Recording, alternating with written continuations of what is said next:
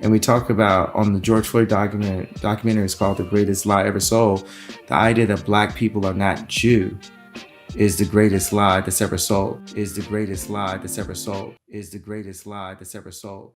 They said the reason why I couldn't be on Daily Wire is the Israelite comment.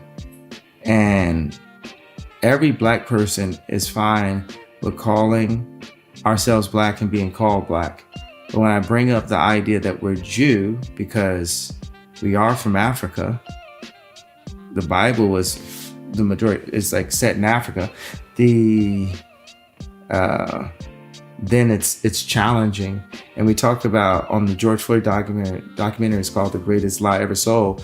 The idea that black people are not Jew is the greatest lie that's ever sold, because you don't see the Jewish abortion rate at the same level as the black abortion rate. 50% of black deaths a year is actually abortion. You don't see the Jewish divorce rate at the level of 70 something. You said the percent of black moms raising their kids by themselves. You don't see Jewish people shooting each other down in the street on World Star and then rapping about it. It's just not, there's not Jewish content like that. And also Jewish people do business together. And that's what I said on the Drink Champs. Hey, these are things that I'm envious of. You know, I think the first thing that someone would say if you said that, right, is same for Chinese. You don't see Chinese people shooting each other. You don't see Chinese people with this super high divorce rate. You don't see Chinese people and Japanese people and Korean people and Hispanic people-ish, but no matter what, nobody's rates of violence and abortion are as high. White America, forget Jewish America, white America don't have these same rates, right? And so they ask why isolate Jewish American population?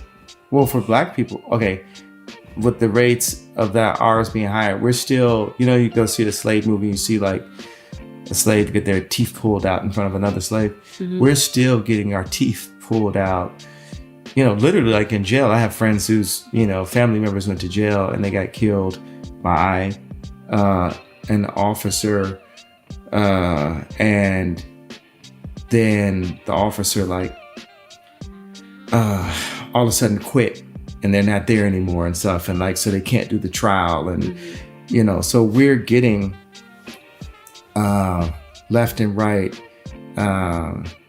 still treated like slaves. And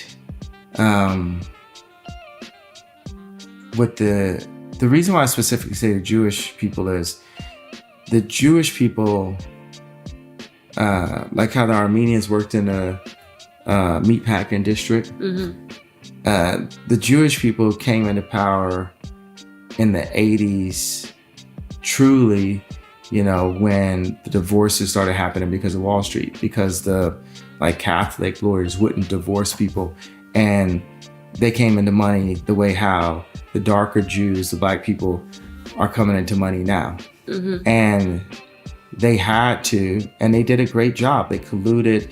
They, before that, they were very involved with the civil rights movement, which actually the movement was, it moved blacks from being Republican over to becoming Democrats. That was what the movement, that's where the move happened. Now everyone's, well, why are you calling them out specifically?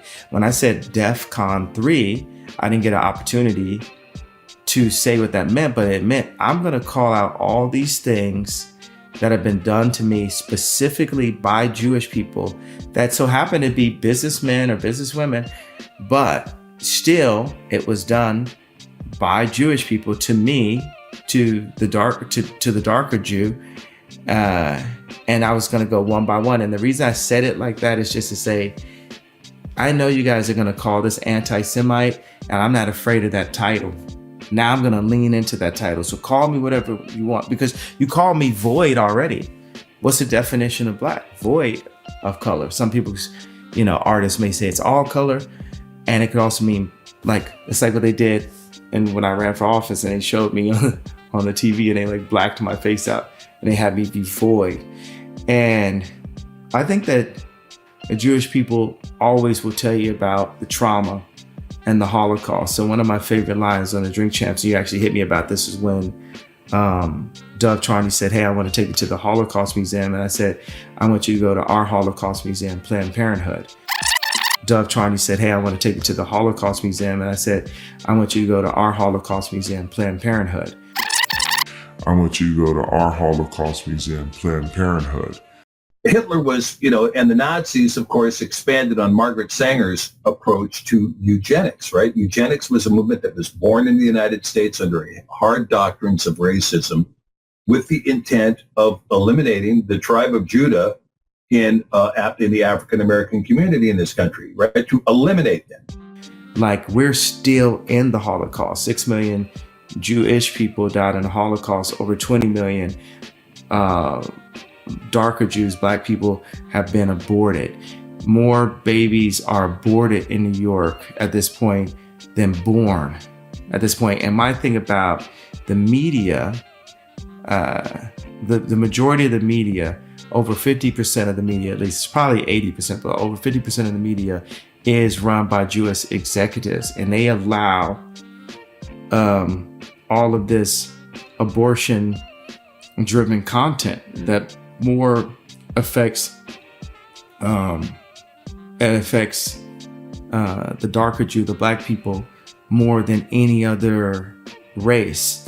But then you ask the question, you can't even Google, like when you Google Jewish abortion rate, it'll be one piece of information. The next information is like from 4 years ago or something. There's no information about it. And if I attempt, my mom said try and spell it. If I fail by attempting to have a conversation with a Jewish person about the abortion rate, they won't allow the conversation to be had. That's why I said, hey, I'm Me Tooing the Jewish race.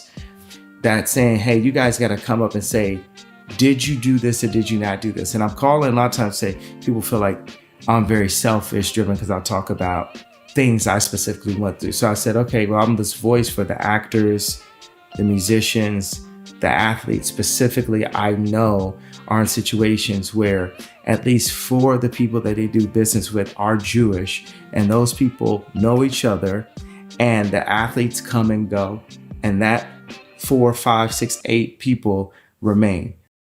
What's your thoughts? Please be respectful with your comments. Also, please click the like, click the notification bell, and subscribe to this channel.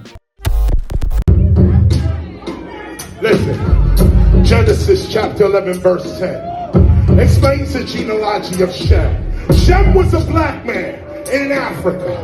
If you repeat this back, Genesis 14 verse 13, Abraham steps on the scene. Being a descendant of Shem, which is a fact, means Abraham too was Abraham, born in the city of a black man called Nimrod, grandson of Ham. Ham had 4 sons. One was named Canaan. Here, let me do some explaining. Abraham, Isaac was Jacob had 12 sons, for real, and these were the children of Israel. According to Genesis chapter 10, these were the children of Israel. According to Genesis chapter 10, these were the children of Israel. According to Genesis chapter 10.